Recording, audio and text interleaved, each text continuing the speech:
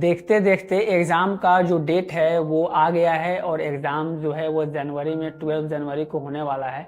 लेकिन अभी भी आपको ये लग रहा है कि क्या ये एग्ज़ाम निकल पाएगा, क्योंकि देखिए इस जो स्टेज में अभी हैं उस स्टेज में बहुत सारा एंजाइटी, बहुत सारा नेगेटिविटी, बहुत सारा स्ट्रेस आपके सर पे भरा है। और ये सिर्फ आपके साथ अकेला नहीं होता है, हर स्टूडेंट जो तैयारी कर रहा है अभी, जो लगा हुआ है, जो चाहे रिपीटर है चाहे फ्रेशर है, जो नया आया हुआ है, हर इंसान के अंदर डर है। और डर उसी के अंदर होता है जो रियली में मेहनत करता है, पढ़ाई करता है। अगर आप मेहनत और पढ़ाई कर रहे हैं तो आपके अंदर डर जो है वो लाजिम है, जायज़ है।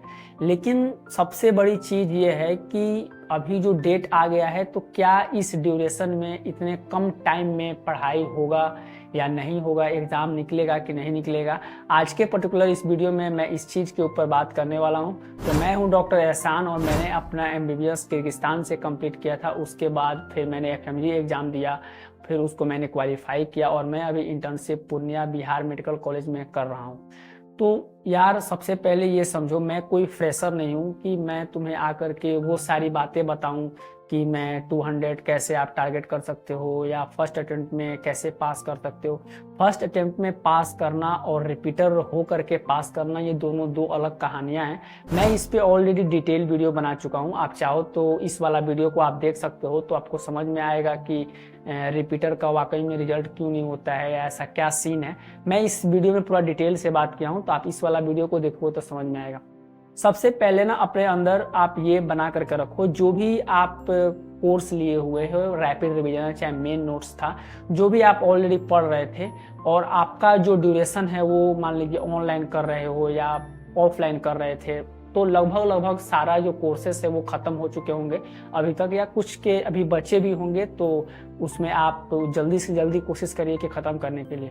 और सबसे जो जरूरी चीज है, ये 3 महीना 2 महीना जो टाइम जो बचता है ना, एक्चुअल तैयारी यहीं से होता है। स्टार्टिंग में जब हम विदेश से आते हैं ना तो हमारे अंदर एनर्जी भरा होता है, हम उस वक्त खूब मेहनत करते हैं, खूब लगन से मतलब हिम्मत ला करके पढ़ते हैं। लेकिन जैसे जैसे समय बीतता है, 2 महीना 3 महीना प्रिपरेशन करना स्टार्ट कर देते हैं, धीरे धीरे हमारे अंदर से वो मोटिवेशन जो है वो खत्म होना स्टार्ट हो जाता है। और ये अक्सर स्टूडेंट अपने प्रिपरेशन में ये गलती करते हैं। तो पहले चाहे आप प्रिपरेशन किए हो नहीं किए हो, मन से पढ़े हो नहीं मतलब पढ़े हो, रिवीजन 2 बार किए हो 3 बार किए हो, वो कुछ फर्क नहीं पड़ता है, वो मैटर नहीं करता है। जितने बार किए हो रिवीजन अच्छी बात है, फिर से रिवीजन करोगे तो वो चीजें ज्यादा आप याद कर पाओगे, और जितना याद कर पाओगे फिर क्वेश्चंस लगाओगे तो वो क्वेश्चंस भी सही होना स्टार्ट होगा। लेकिन अभी इस पर्टिकुलर टाइम पर, इस समय पर आपको बस स्टिक हो जाना है अपने प्रिपरेशन के लिए। यार देखो अभी त्यौहार भी आने वाले हैं, दिवाली है, छठ है, या और भी बहुत सारे छुट्टियां आने वाली हैं। तो हर स्टूडेंट का मन होता है कि मैं अभी विदेश से आया हूँ, चाहे मैं रिपीटर हूँ तो पिछला बार मैं नहीं गया तो चलो इस बार घर चला जाता हूँ। यार ये गलती मत करना कि अगर अभी आप प्लान कर रहे हो घर जाने के लिए तो अभी से प्लान कैंसिल कर दो, टिकट जो भी ले लिए हो कैंसिल कर दो। क्योंकि अभी आज से लेकर के जब तक आपका एग्जाम है, आपका एक एक जो दिन है वो बहुत कीमती है। क्योंकि एक दिन में आप मिनिमम एक सब्जेक्ट को रिवीजन कर सकते हो और कोई भरोसा नहीं कि उस सब्जेक्ट से 1-2 क्वेश्चंस आ जाए एग्जाम में। क्योंकि जो स्टूडेंट 148, 149, 147, 145 के बीच में जब फंसते हैं, उन्हें समझ में आता है कि थोड़ा सा और मैं मेहनत कर लिया होता तो मेरा 2 नंबर और आ जाता, मैं आज एग्जाम पास कर लिया होता। त्यौहार जो है वो यार हर साल आते हैं, ऐसा नहीं है, लेकिन ये एग्जाम जो है ये भी हर साल आता है। लेकिन सबसे बड़ी टेंशन क्या है ना कि बार बार रिपीटर होना, ये सबसे बड़ा जो ये एक सरदर्द है, ये आसान चीज नहीं है। जो मेहनत, जो स्ट्रगल, जितना जोश और एनर्जी हम first attempt, second attempt, even third attempt तक लगा सकते हैं, बार बार रिपीटर होने के बाद वो मेहनत हम नहीं कर सकते, उतना हमसे होता ही नहीं है। तो ये ज़्यादा जरूरी है कि यार चाहे कुछ भी हो, मूड बना लो कि मुझे 3 महीना और समय देना है और इस बार का एग्जाम मुझे निकालना है। ये अपने दिमाग में कभी मत लाओ कि मैं चाहे कैसे भी कर रहा हूँ 150 नंबर ही मुझे लाना है और मैं एग्जाम पास कर सकता हूँ। क्योंकि मैं इसमें डिटेल वीडियो बना चुका हूँ कि रिपीटर हो तो उसके लिए क्या एक्चुअल चीजें हैं, 150 पर पास होता है रिपीटर की नहीं होता है। मैं ओपनली मतलब वो सारा चीज बता चुका हूँ जो कि एक्चुअल एग्जाम में जो क्राइटेरिया है, कैसे स्टूडेंट फेस करते हैं, क्या इसमें सिस्टम के अंदर, वो सारा चीज़।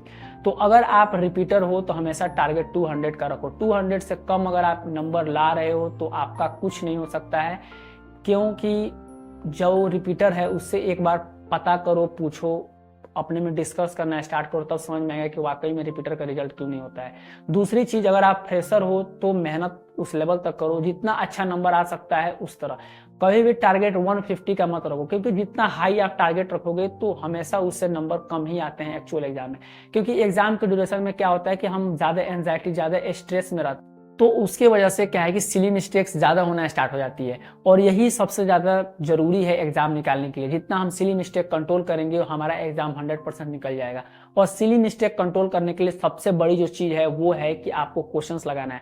चाहे पिछले 2 महीना 3 महीने में आप प्रिपरेशन अच्छे किए हैं, नहीं किए हैं, क्वेश्चंस पैसे लगा रहे थे, नहीं लगा रहे थे, कोई फर्क नहीं। आज से स्ट्रेटजी बनाना स्टार्ट कर दो। डेली 50 to 100 क्वेश्चंस लगाना स्टार्ट कर दो।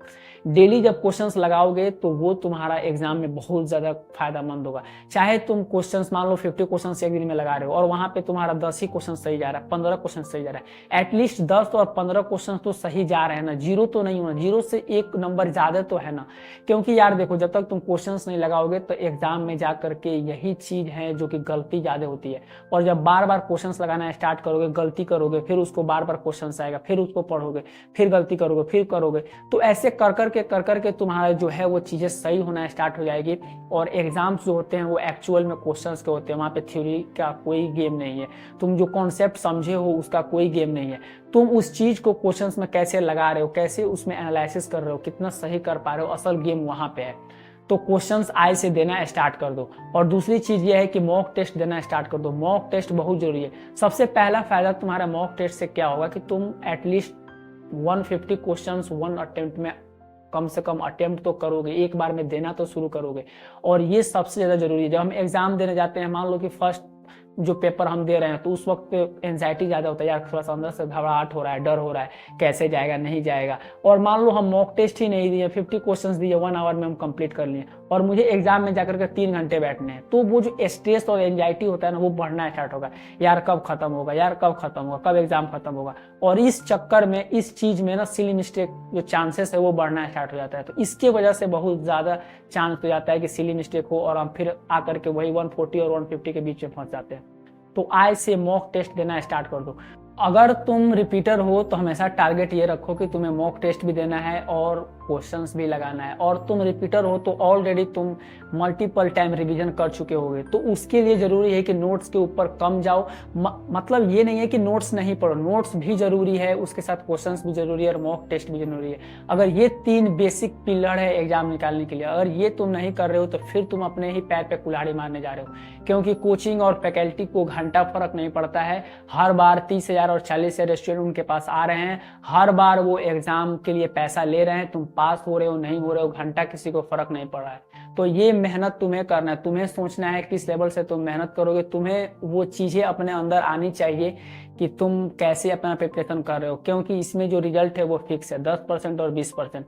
अगर तुम उस लेवल तक नहीं जाओगे तो फिर तुम वहीं के वहीं रह जाओगे और सामने वाला पास कर जाए। तो यार देखो, मेहनत तुम्हें करना है, अगर तुम नहीं करोगे तो फिर कुछ नहीं हो सकता है तुम्हारा। क्योंकि कोचिंग और फैकल्टी को घंटा फर्क नहीं पड़ता है, तुम एग्जाम पास कर रहे हो नहीं कर रहे हो।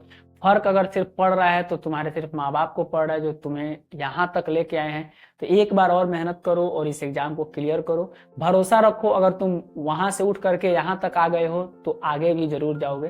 तो होप तुमको वीडियो पसंद आया हो, अच्छा लगा हो तो चैनल को सब्सक्राइब जरूर कर देना और इंस्टाग्राम पेज को फॉलो कर लो। वहाँ पे बहुत सारे ऐसा रील्स और मोटिवेशन मैं डालता रहता हूँ जो कि तुम्हें बहुत ही हेल्प और सपोर्ट उससे मिलता रहेगा। तो फिर मिलते हैं एक नया वीडियो में। Thanks for watching.